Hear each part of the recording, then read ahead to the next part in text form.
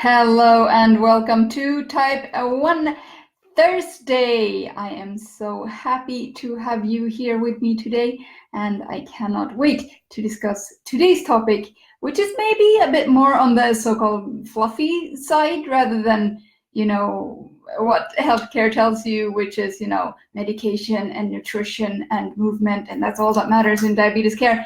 No, it's not. And as we've seen during the past couple of weeks, I have gone through quite a lot of interesting topics, if I can say so myself, with you guys. And this is yet another one, because this is great.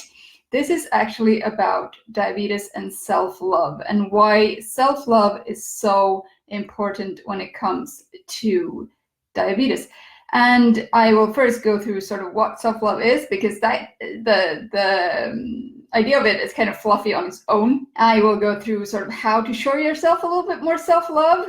It's maybe not as difficult or as easy as you think it may be. And then I will also go through a little bit about why it's especially important in diabetes to take good care of yourself in the form of self-love. So let's get right to it and start with what self-love actually is. And self-love is basically, to me, the same as self-respect, self-improvement, self-compassion, that you feel compassionate towards yourself. It's self-acceptance. And remember, acceptance, it will come up a couple of times in this little video, so bear that in mind.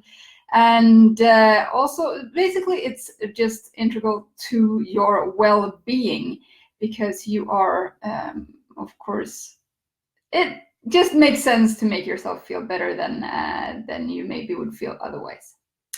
But it's not just about feeling good, because it's also about making the right decisions for you as an individual, whether you are diabetic, whether you are not diabetic, whether you are struggling with a health issue, whether you are not, it doesn't matter. It's about making the right choices for you. And these can, of course, differ, as I so often say in my videos. It's all very individual. So don't, just take model from someone else who's doing something and they call it self-love. You have to figure out what works the best for you. And this also comes down to sort of that you have clear values for you, and that you accept your weaknesses as well as your strength. There was that word again. So how can you show yourself a little bit more self-love? Well, let's get all cozy up in here on this episode of Type 1 Thursday. For example, you can find your happy place. What is, where do you feel good? What is a good place for you to be in, whether mentally, whether physically, whether actually spatially? What would be a good place for you to be at? For me, it somehow often involves a beach and some sunshine and various other things to do, but definitely make sure that you know what places work the best for you. And in order to raise your self-love game a little bit, do something you're good at. Like, it's not even that out of this world. Just do something you are good at, whether that is, maybe that's knitting or writing a story, or maybe that's growing a plant, or it could be anything that you're good at. But maybe you should choose something that has sort of immediate results. Maybe leave the plant thing for another time. But do something that you're good at, because that really raises your self-love feelings. Also, practice mindfulness, whether that is in the form of meditation practice, or some other form. It really helps to put things into perspective and makes you see the positive things a little bit more, well, positive. Decide whether you're going to act on what you need or what you want, because what you need is often more, it's more permanent, and what you want in that instant can actually just be very, very temporary. So make sure that you always go and make choices for what you need rather than for what you want in that moment, because that can lead you astray sometimes. Make sure that your self-care game is leveled up. That, of course, means eating the right nutrition for you, for example. It means moving your body. It means sleeping properly, making sure that you have the right sleep hygiene, as they so nicely call it. Make sure that you have social connections. Make sure that you are working, with people that you enjoy being around, that you have people around you that you enjoy being around. And actually, this is sort of the whole series that I've been making recently in Type 1 Thursday is, of course, a lot about self-care and how to make that better. Also, when it comes to people and stuff like that, do set boundaries. Set boundaries for things that for things and people that are, for example, if you notice that you're not feeling uplifted after talking to a person or being with a person or even thinking about a person, then maybe they are an energy thief and maybe they need to get out of your life for a little bit, at least. It's the same with things like workplaces, offices, stuff like that. Make sure that you set boundaries.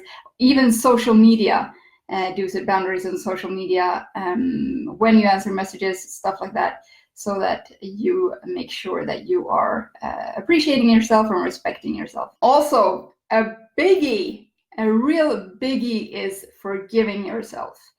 You know what? You're not perfect, but you know what?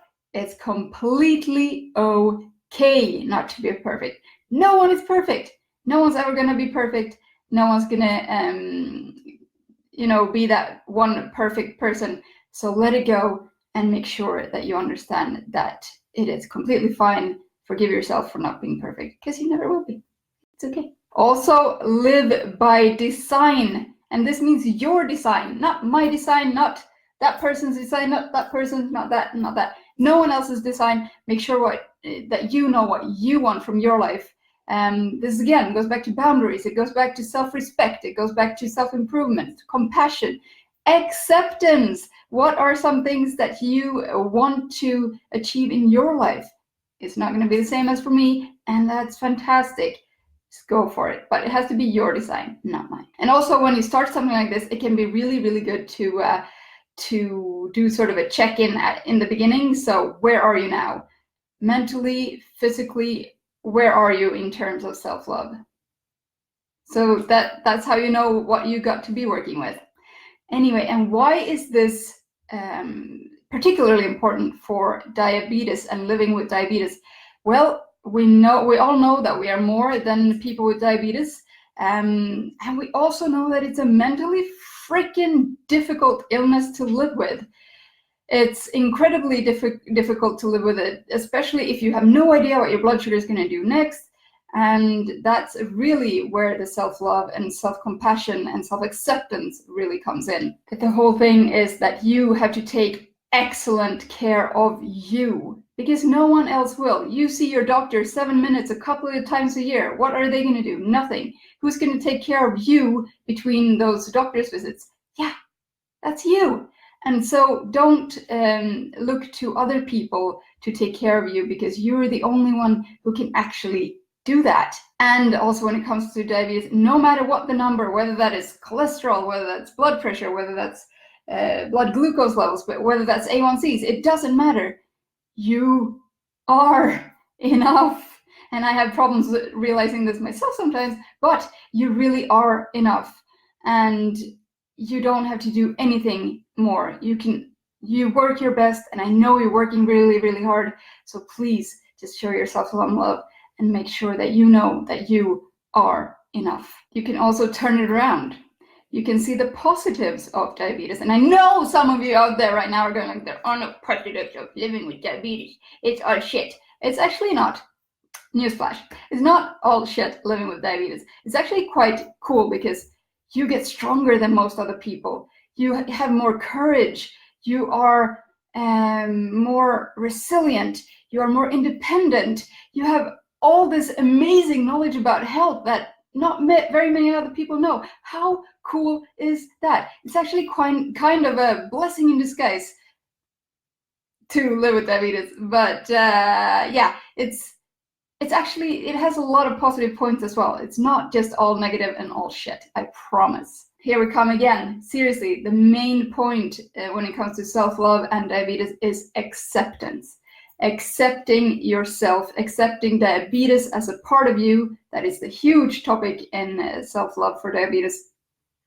And it really just means that if you fight against diabetes, you first of all know that it's going to come back and bite you somewhere where it hurts quite quickly, and you're not going to get anywhere by fighting it. So your ultimate goal, my ultimate goal, everyone living with diabetes' ultimate goal, is to befriend diabetes. And I know some of you are shaking your heads and probably closing your phones and laptops right now, but it is to befriend diabetes and work with it and not against it.